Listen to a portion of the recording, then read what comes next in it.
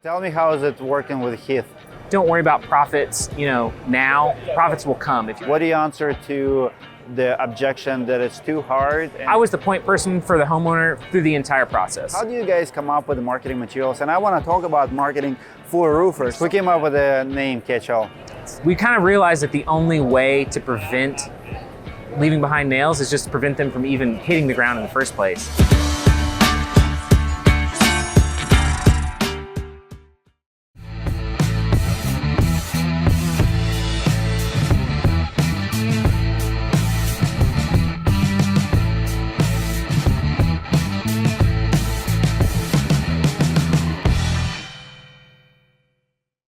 About a year ago, here at Roofing Insights, we introduced Catch-All system to our audience.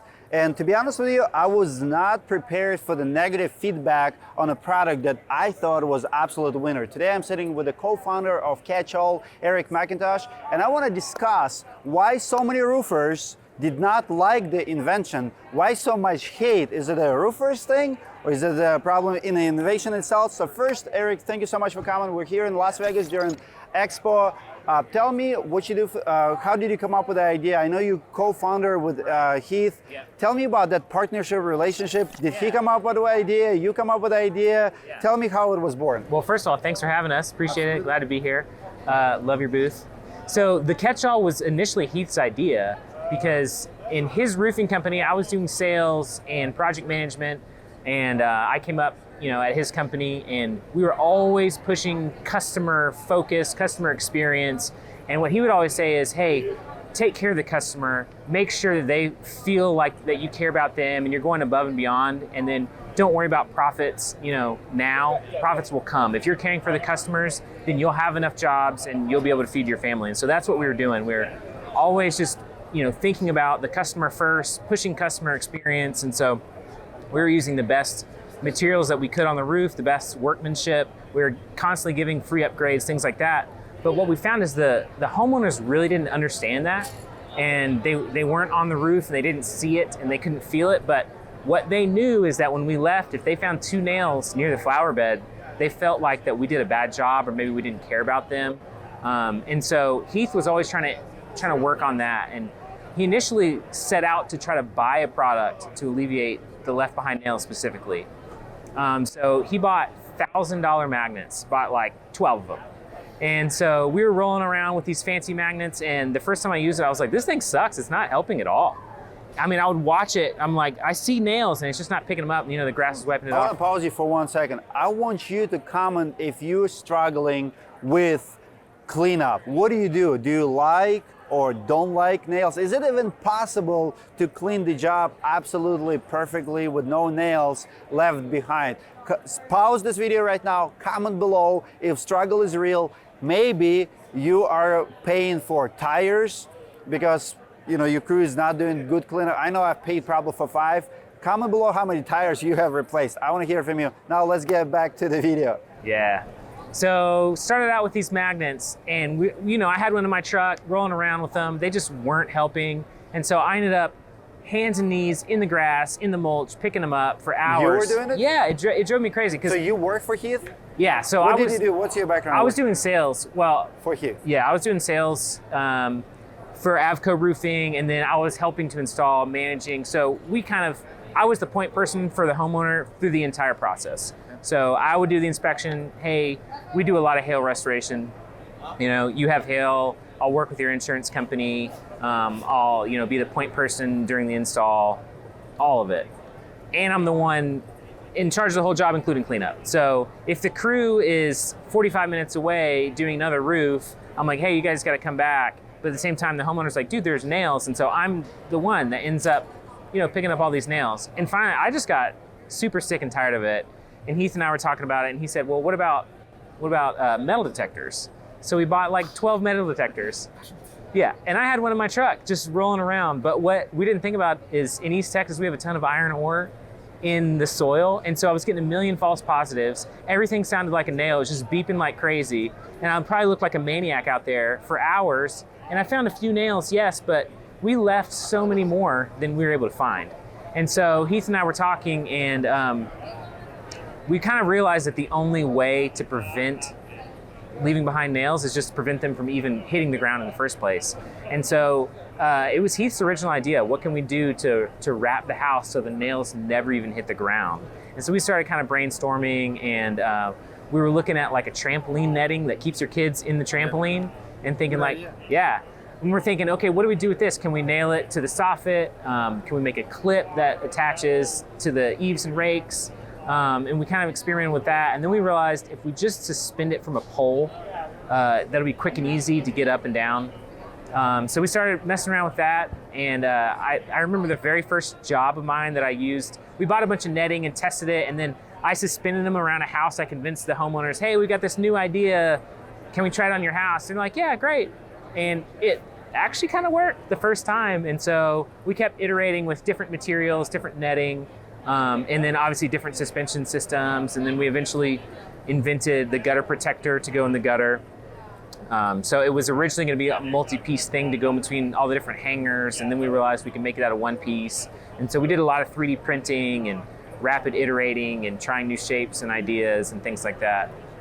Tell me, how is it working with Heath? Working with Heath is really fun because he thinks so differently than I do. And that we've been friends for a long time, almost 20 years. And I think we have kind of a special chemistry because he thinks so big picture and I tend to be more of the details guy. And so it makes a really good partnership. I mean, he thinks like 30,000 foot view, what can we do, what is possible? And I think like, yeah, you know, we could actually do that. We need to do this, this, this, this. And then, so that's kind of been our dynamic is like that. And it's always been a lot of fun. We try to keep it fun all the time. You know, we try not to be too serious. So love your commercials. My favorite is you driving on a what you call on a pallet on a pallet jack. Yeah, the race. Not the race. When you just going in the warehouse, you standing. I could not wrap my. How are they moving? I thought it was the green screen at first. Right. Yeah. So you're standing in it and someone's moving, and at the end you're kind of revealing the full scene. Yes. It was awesome. How do you guys come up with the marketing materials? And I want to talk about marketing for roofers. So many roofers don't think outside of the box. You have amazing brand. Who came up with the name? I want to know that. And who is behind marketing messages? Like, I mean, your videos are on point. You have a football field just to show the sizes. Like, it's cool. Guide me through the process of brainstorming for the next ad for Catch-All.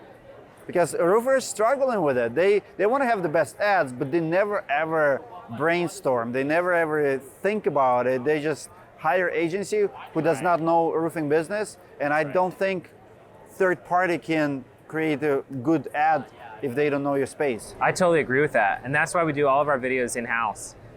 Heath and I actually met working together in film and television.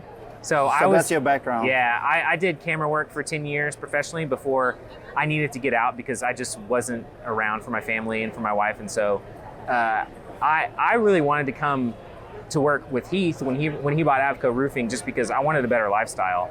And it worked out really well. I was able to feed my family, you know, and be home for dinner, which was very new because when we lived in Los Angeles, I was gone constantly. Oh. So we actually have a background in video production, which I think helps because we just think about, okay, here's, you know, we want to show roofing contractors how the Catch-All can make them more money. And so we'll pick out an individual point and then just sort of kind of brainstorm ideas like, how can we show this? How can we make it funny? How can we make it visually appealing? And then, you know, we just go out and do it. So I don't know that there's magic in it other than we have a lot of experience doing it. You know, 20 years ago, we were making videos together and having fun and cutting up. So it's just kind of an Who came up with the name Catch-All? So we had the hardest time trying to figure out a name for this product. Is it important, like in your success, would you give it 5%, 10%, 20% to the name itself? That's a great question. I've never thought about it. I don't know. I would say 5%. I mean, you want people to remember it and to understand it. We really wanted the name to communicate what the product does. It's very important. Mm-hmm. We had a working title. We called it Avalanche Debris Collection. And we're like, this is the best we can come up with. We were trying to think of names for 3 or 6 months or something.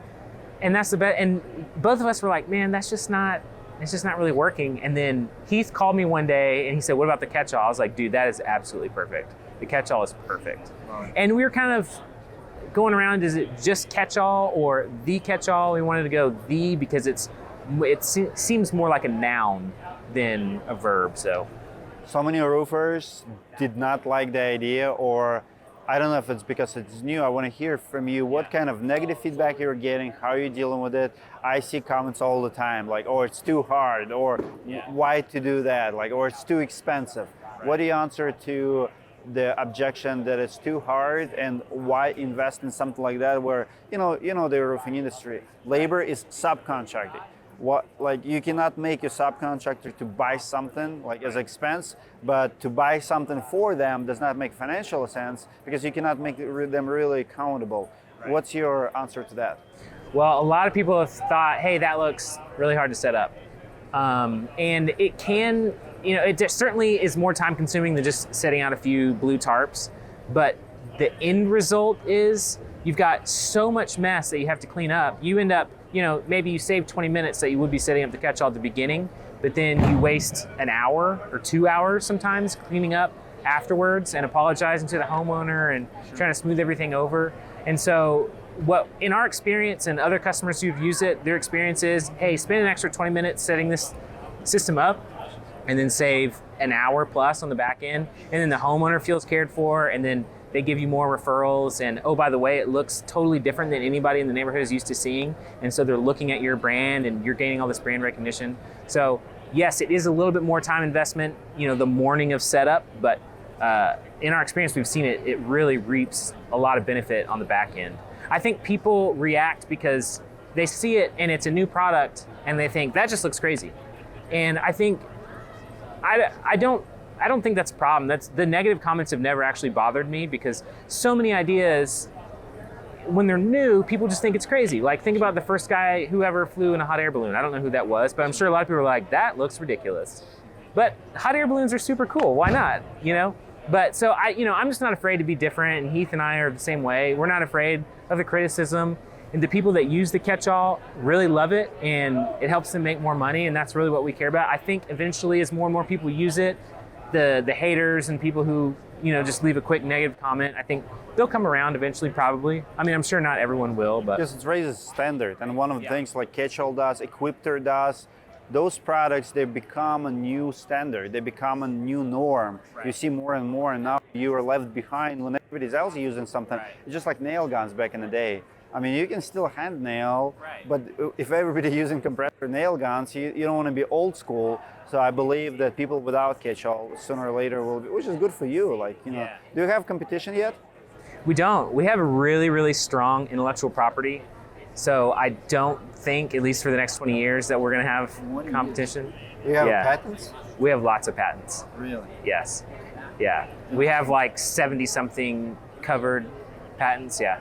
Did you have to come out after anyone for We've seen a couple people online trying to make their own that we haven't chosen to send a cease and desist yet, but yeah. Did they sell it or they did it for themselves? No one sell it. If someone tried to sell it, we certainly would. Sure. I don't think they're going to be successful because I know the amount of work that it's taken to get to where we can be successful with it. What do you say to those people who look at your idea, look at the price tag, and think that they can build it cheaper for themselves? And I've seen them, like, catch-all for $500. Your answer to them? Well, so we've tried it. We've been to Harbor Freight, and we've got the netting that's there. It's not the same quality, not even close, and so I think it'd probably rip up a lot sooner than ours. Ours is a lot heavier, and ours is really designed for it. So we have the Velcro sewn on, and we have it cut to the right lengths and widths to where it's useful. Maybe you could get the netting for $500, but you're not going to get the poles, and you're not going to have the handles and the reinforcement and everything that you need, and you're not going to have the banners. So I don't think it's viable. I mean, yeah.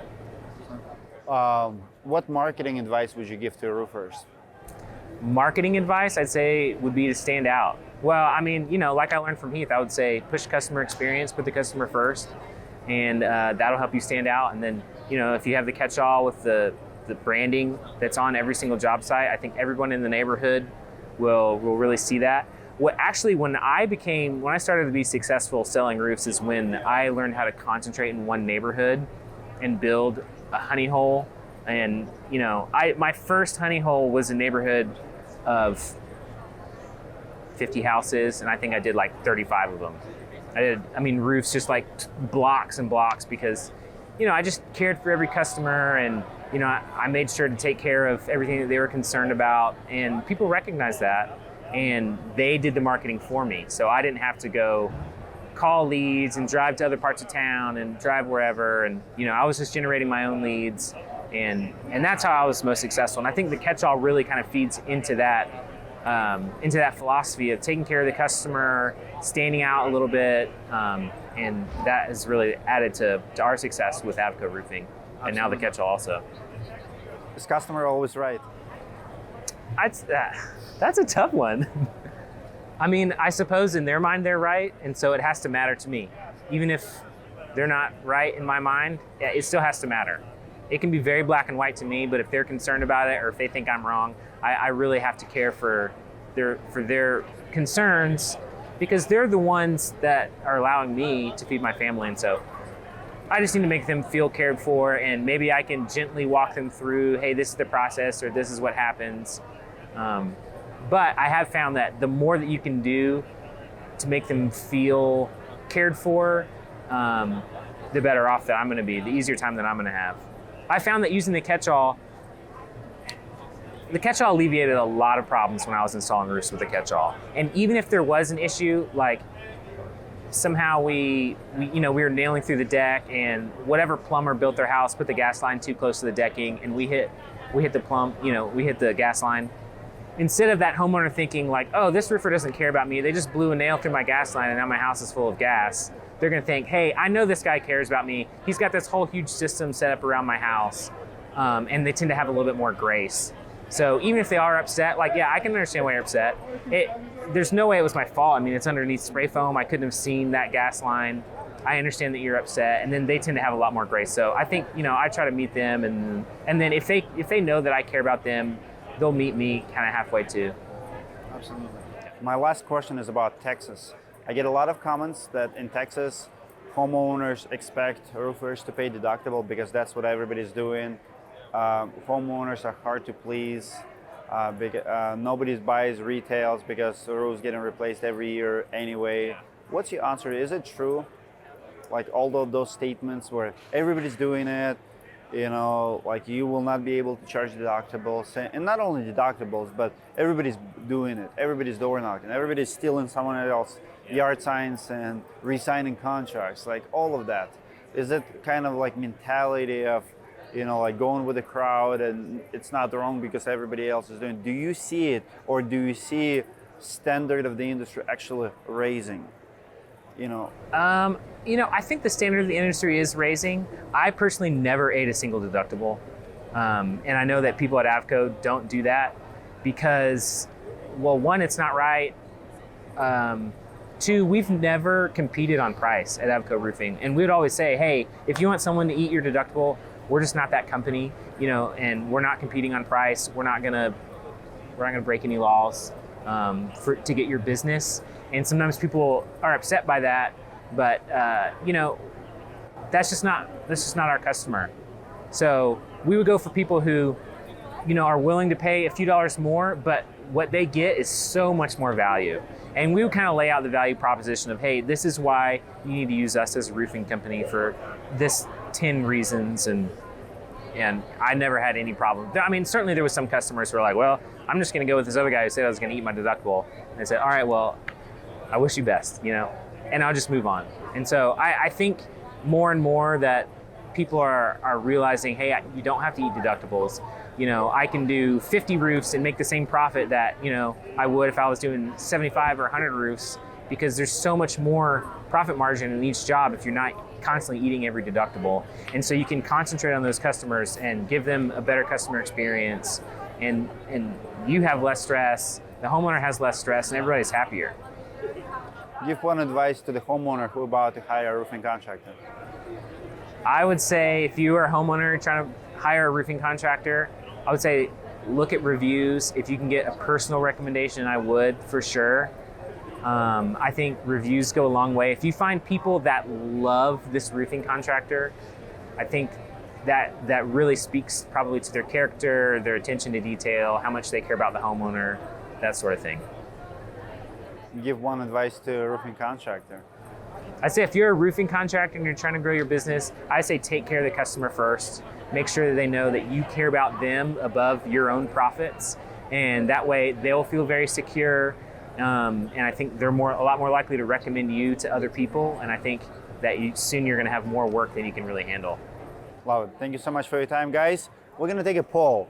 I want you to like this video if you like catch-all system, price, idea, everything. If you don't like it and you want to leave a comment, please do so. Can I get a commitment that you'll come to this video and reply in comments? Eric will be replying if you guys have any questions, but I want you to like it if you absolutely in love with everything about catch-all, and I want you to dislike it if you have a major problem with it. I don't care what it is, just dislike it. And we're gonna see the ratio from likes to dislikes. It could be 80-20, whatever. You are voting right now on this video. Give it a like, comment below your feedback. Give it a like for Eric, an awesome company at Catch-all. Thank you so much for your time, man. Appreciate y'all. Thank you.